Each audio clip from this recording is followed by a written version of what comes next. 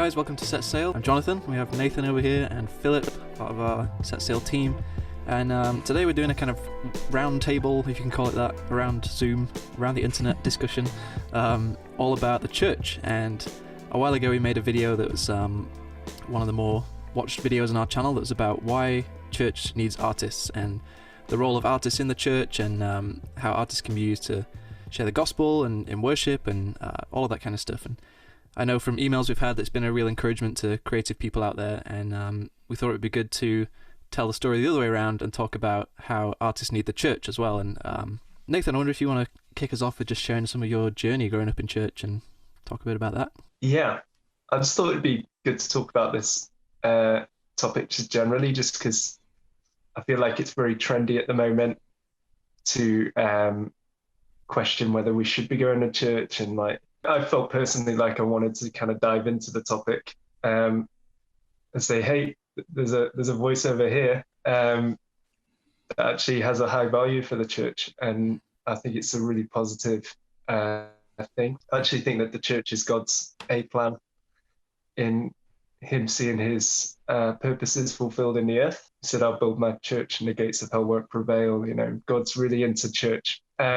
So I grew up, my dad's an elder of a local church here, and it was a small church family of about 50 to 100 people. So I grew up there. That's where I've learned everything about Jesus. And my experience at church is it's a family church, basically. They just gave me a really good grounding in the Word of God, praying for me. It's a very community-centered church, really. It's a church where people look out for each other. It's not a trendy church. There's flags, people wave flags. We sing hymns every now and again. And I think that's probably quite normal for most people's church experience, I'd imagine. But there's a real value in it. So that was my experience growing up. I went to a church like that. My dad was an itinerant preacher, so we would travel with him as well to all different kinds of denominations and churches, like Baptists, Pentecostals, Anglicans, like anything you can think of.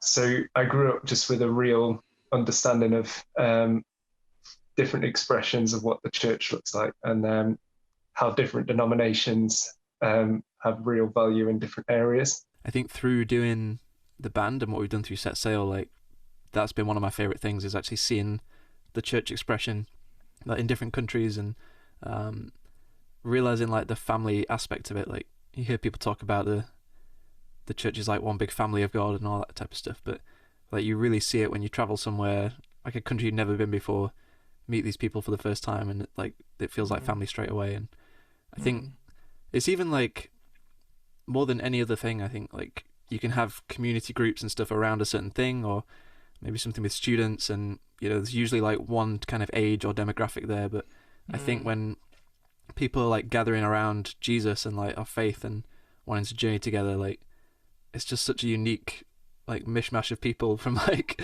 old ladies and like all different ages, and like so many, just such a diversity of like nations and languages and all this stuff.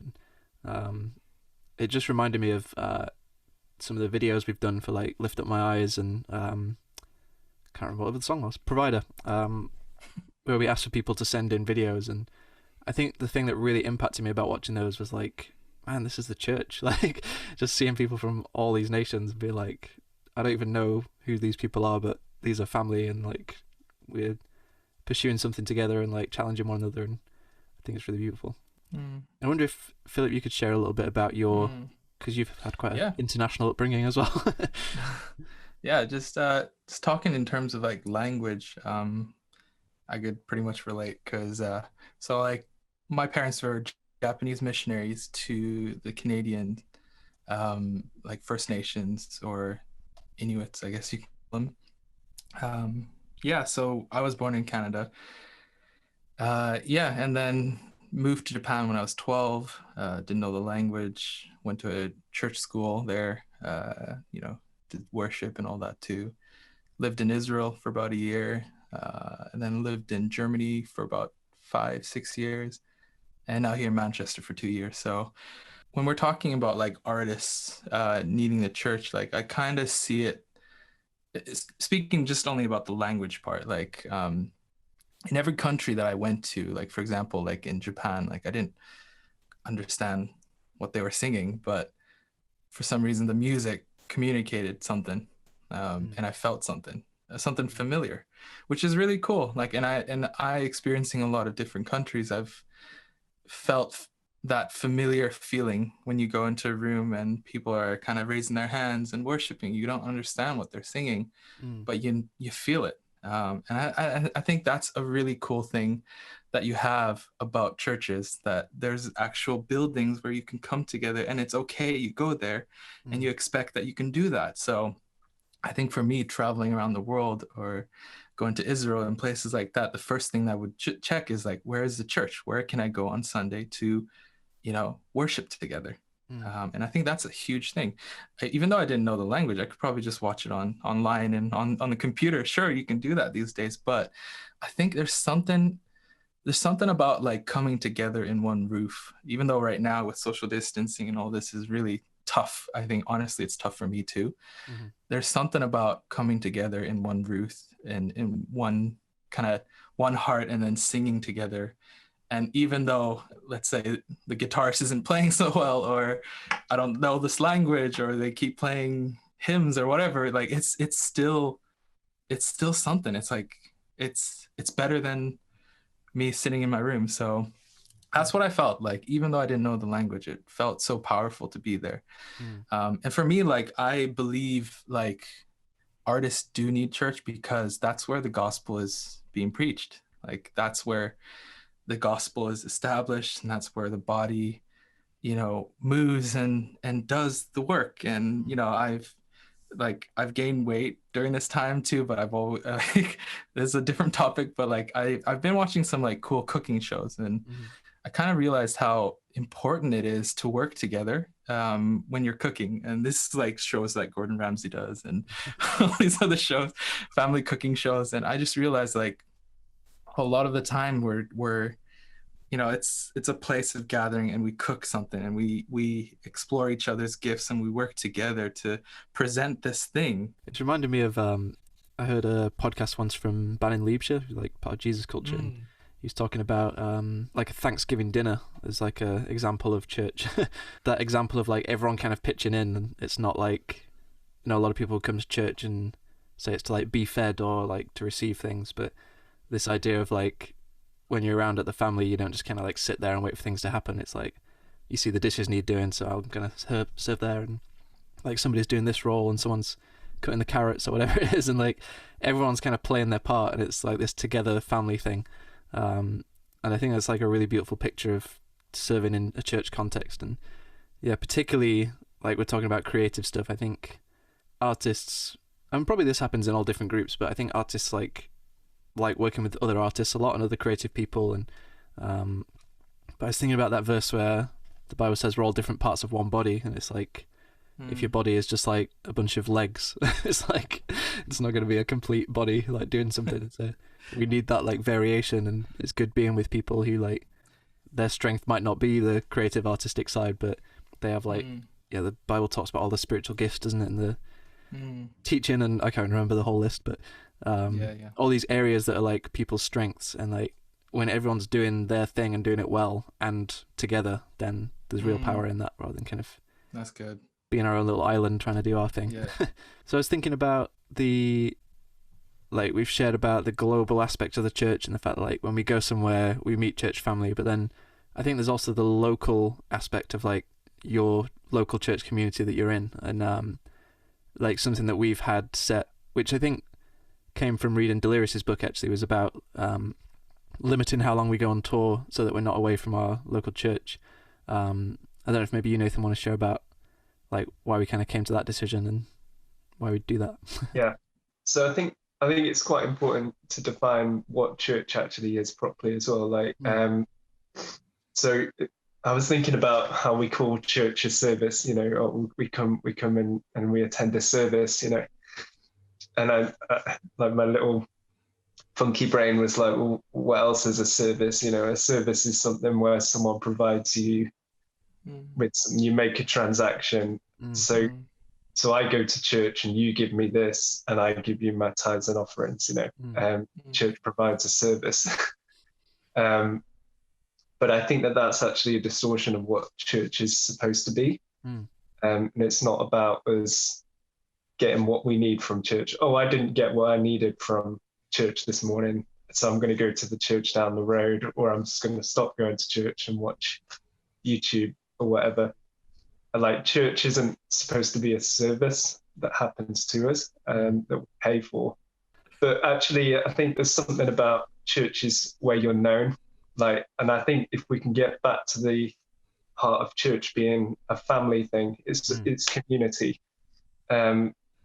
So when we're on the road with Rivers and Robots, it's really great to be out playing in churches in Brazil and America and stuff, and we all can worship together and sing together. But none of you know who I am. You don't know what's going on in my personal life. You don't know the struggles and things I'm dealing with. Yeah. You don't know where my mental health's at or anything like that.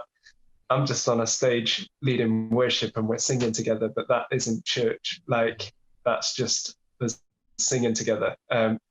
Church for me is where I'm actually known. Like, I have like a spiritual authority that I'm accountable to, people that they know my life, they know my struggles, we pray together. And then church is also the opportunity for me to speak into younger people as well. I can't remember, I heard a podcast about it's important to know to have someone above you and someone below you, like someone who's pouring into you and someone who you're pouring into. And for me, that's where church becomes really valuable. Yeah, that's really good. I think that's one of the things that's probably kept me very grounded and like anchored when we've been doing touring and that kind of stuff, because I love that my home church that I'm at right now is like where I've been since I was born, and there's a lot of people there that know me before I did any kind of music or was in a band, and like I'm not Jonathan from Rivers and Robots when I'm at church, I'm just Jonathan. Like and I find that really refreshing to like go back to people that just know me, have known me since I was a kid, and like I'm journeying with in that way. And I think it's actually quite difficult, and I guess a lot of artists don't talk about this a lot, but we see a lot of people kind of burning out on the road because they're just going for so long and not like rooted in a community. And like I've tried to, even 3 weeks for me is kind of tough, honestly, just like grab a quick like YouTube sermon in a car somewhere, or like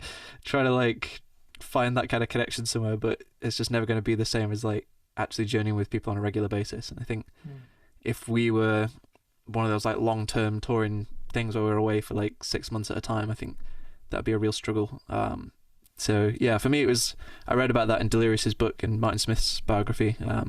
They had like a 10-day rule, I think it was, and they would, even if they're like touring in America, they would fly back and make sure they're there for the local church. And I just really loved that, and as soon as I read it I was like, yeah, I can see wisdom in that decision. I guess we do like 2 or 3 weeks max usually, but same kind of vision. I think God is interested in us having holistic lives and not just lives that are busy doing like vision-led stuff or whatever. I've been on the road, I'm not going to name artists and stuff, but I've been on the road and seen artists just literally lying on the floor, completely burnt out, mental health probably all over the place, and having to pray with them because they've been on the road for 3 months straight and not had family, not had community and that kind of thing. And I think there is something really important about, as an artist, like where you finding your affirmation from, like where is your identity in?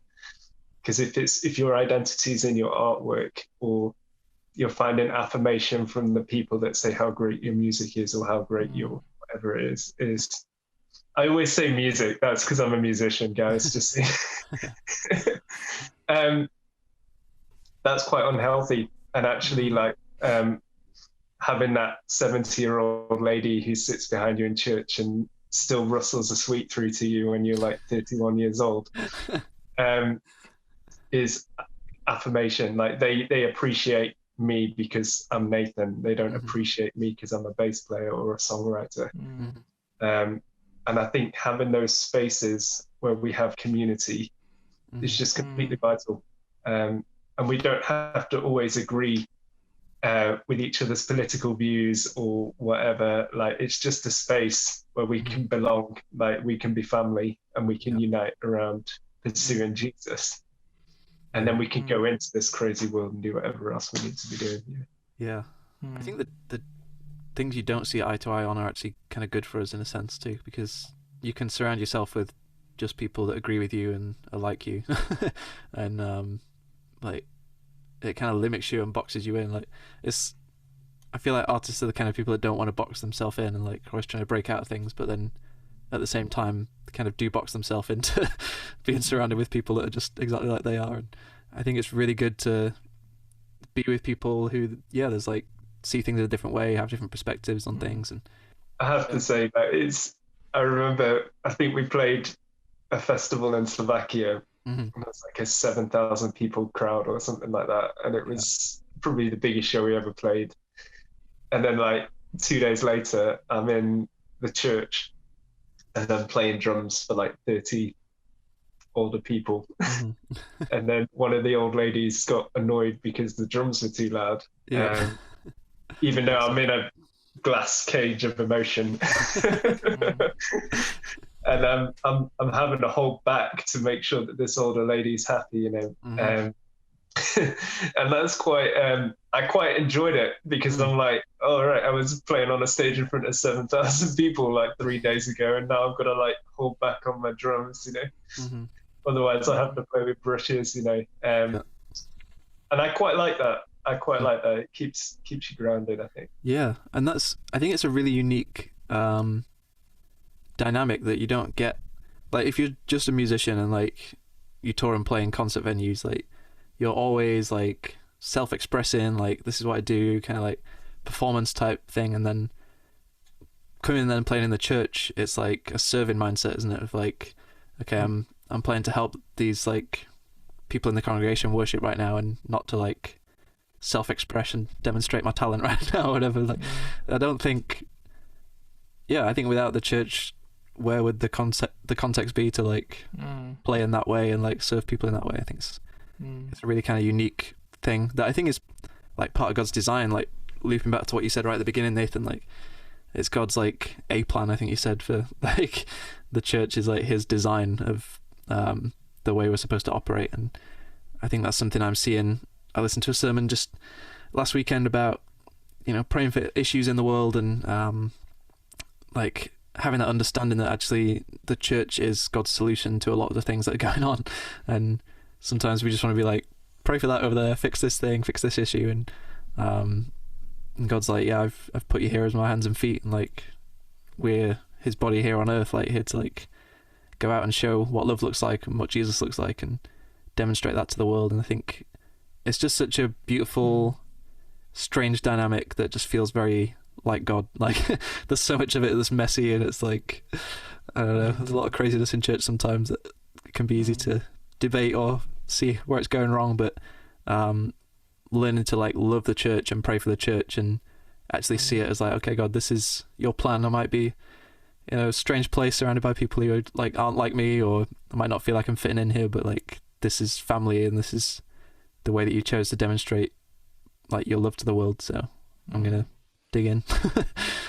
I think the cool part too is, if you're a designer and you have clients look at your profile and they want your work, they want you. Whereas I think in contrast to the church is like, it's not clients that you work to give your work, but it's you work together, for something. So I kind of see that it's such a cool teamwork, team building. I think that's so important. I think us creatives, we all love to just own our own thing, make it, and then share it to the world, which is a really cool thing too. But I think in the church, you learn to really just work as a team. And, like just what God said, like men should not be alone. Like I believe that nobody should be alone. You should have community, and praise the Lord that Jesus came and, became the body, the church. And now we could really do church everywhere around the world. And I think that's amazing that we're able to then utilize or use our gifts within the church and to bring the gospel, you know. Mm-hmm.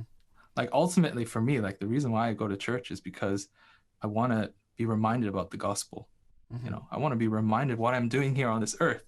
Am I just making art for clients and getting enough likes and Mm-hmm. getting enough views and getting enough money so I could make another good design? Or Yeah. what am I doing this? You know, like I feel like people who haven't found faith or found the reason living on this earth, that's the only thing they think about. Like, how do I make it better? I think that reminding thing is huge, actually, what you're sharing. Like, there's something beautiful about that weekly reminder. Like, I mean, maybe it's more than weekly if you've got other meetings and stuff, but like, just even over lockdown, we've been hosting our church over Zoom, which has been a different experience, but like, it doesn't matter how many times you hear a gospel message or like just hear people preach about Jesus again. It's like having that every week where we can just connect with people and like just hear again about the reason we believe like we're doing all of this. It's like, oh yeah, I'm like grounded again. It's like that plumb line thing, you know. It's like you come back to that every time, and I think it's the power of testimony as well, like that you're not doing this life on your own and this journey on your own, and you hear stories of the way like God's working in other people's life, and it's a reminder to yourself to be like, oh yeah, this is we're doing this together, and I think that's really cool. Yeah. I think there's something about the gospel that's a real leveler as well. Like, and I remember when I was at church and university, I was in Liverpool, and the church that I got drawn to, it was a really big church. It's very different from what I'd grown up with. There was like over 1,000 people at this church when I went there for about 2 years. But the first thing I noticed was that there was like a prostitute on the front row sat next to a businessman who was running several businesses in Liverpool. And I just thought, like, in what other context in this whole entire world would you have that leveler where a prostitute sits next to a businessman who sits next to who knows who from all different countries and cultures and all different races and groups and everything, and we're all there in one building on a Sunday morning for an hour because we are united by the gospel and united by Jesus. It would be a sad thing if we were to lose these places where we can unite and be united around the person of Jesus, which I think is another real value for the church. It's like it's unity, it's community, and I just love that. Yeah, that's amazing. Yeah, just on the topic of reminder, and I lived in Japan. I became Christian when I was in Japan, which is a very unusual thing, obviously, because it's so tricky to find faith there, and to be a Christian there is tough. And our church, fortunately, like I lived 5 seconds or maybe 10 seconds away from my church, so it was easy to go there. But I met these church members who would take a bullet train Shinkansen for like 2-3 hours just to come on Sunday. Wow. Shinkansens are expensive. That's like 200 pounds. Wow. Back and forth or something. And I asked her, like, why do you do that? And then to her, it was just like, but that's the day where she's reminded about the gospel. That's the place where she's like able to just pour her heart out, you know, and be amongst like people, like-minded people. And unfortunately, like the world, fortunate thing for us here in the UK or in America is like it's a huge thing. You know, you're able to find loads of church, but in Japan, I realized how huge like the role of the church has there is to really just remind everybody, hey, the Lord is your shepherd, you know. Here is the pasture where you can lay here on the grass and eat, and you know, I'm here for you. And is it worth it? Is it worth 2 hours of riding on the Shinkansen? Of course. And I just see her just pouring her heart when she's worshiping God. I see her writing loads of notes and everything. And then we did youth services, so she'd occasionally watch it online and then write back to me and be like, I loved it so much, you know. And then I asked her, like, I got to know her, and then she told me that she's actually a well-known graphic designer. She has a company in San Francisco and in Japan too, and she kind of like was the person who kind of went from analog to digital. So she's like has this unique design in there. But this woman who's like well known, well respected, she'd come to a 14-year-old kid who's worshiping God and just be like, that was an amazing worship. And I was like, wow, that kind of character, I want to have that kind of character. And the only place that I think you can experience that kind of stuff is in the church. Where do you learn that kind of character? Where do you meet that kind of people? You know what I mean? Yeah, I've been reading about the underground church in China recently as well, and just again that similar thing of like the lengths that people go to meet together, even when it's like illegal in the country or any of that kind of stuff. It's just a reminder how like culturally different we are sometimes, that we get in this mindset of like, oh, this didn't really like the songs this Sunday, I might try the church down the road or whatever. It's like, it's just such a different mindset, isn't it? So, but literally, like, where else in the world would that even happen, where like some woman who's like a successful graphic designer is telling a 14-year-old kid how good he is on the guitar? Like, I don't see any other spaces where that happens outside of church. Like, for sure. Maybe if you're a teacher in a school, maybe, or something. yeah. But like these kind of things, we should fight for these things. They're really positive things. I think the other thing is about that church has a mission as well, for the local neighborhood and that kind of thing. And actually, if we buy into a vision, like how are we going to reach our neighbors? How are we going to work together and pull together? Oh, well, I'm a graphic designer. Well, I'm a musician. Well, I'm quite gifted in speaking. I can make a bit of money because I've run businesses and stuff. But like pulling together as a missions group to tell people about Jesus, I think that's another real value that the church has. Oh yeah. And I think it's easy to just get distracted from all this stuff when we think about, oh, well, that person didn't like the way I sung this morning, or that person said something I didn't agree with, or whatever. It's like, hey, let's just focus on like the mission of what we're about as well, you know? Yeah. I think for me, there's a real hope in like where the church is going. And like reading through scriptures, I think about John 13:35. It says, by this everyone will know that you're my disciples if you love one another. And that's actually the witness to the world, is like the way the church loves one another and that community. And sometimes it's hard to see that in like YouTube comments when you go on, like worship songs and you're like, this doesn't look like a people that love one another, but like that's where it's heading, because that's the way Jesus designed it. And like like obviously Revelation, it's like the Spirit and the bride say come in like one unified voice, and like it's heading to a point where there's going to be one unified church that like agree and are like demonstrating what love looks like to the rest of the world. And like even when things feel kind of crazy with the church at the moment and we can pick at all kinds of things, like knowing that that's where it's going, and like that's what the future of the church is going to look like a unified people of like all different kinds of people, but like having the same heart and vision. And that's kind of like a hope that it is going that way, even if it looks a bit crazy at the moment. I think that's like an invitation for us to model that, and for us to bring that culture into our churches. Like there's enough of us that are able to model what it looks like to value that older person, or to value that young kid trying out at worship or whatever, like to model that and to build a culture of encouragement and a culture of honor each other, that you can actually shift churches as well into really healthy directions. Like, why don't you text your pastor every now and again if he says a good sermon, or invite someone out for a meal during the week, like something crazy like that. And even those little disagreements, like they're opportunities to show love. Like the time when someone says your drums are too loud and you like doing this kind of stuff, like all those little moments are like, there's a chance to just demonstrate love to that person and not be like, oh well, if you don't like my own thing, I'm going over here. Like, well, I think I'll wrap it up there because we're running out of time. Yeah, hopefully you guys listening found that a helpful discussion, and obviously feel free to leave your comments as well, and love to hear about your church expressions and testimonies and stories and all of that. And yeah, let us know if you want to do some more of these discussions as well. We've been enjoying this kind of format while we're stuck in our homes.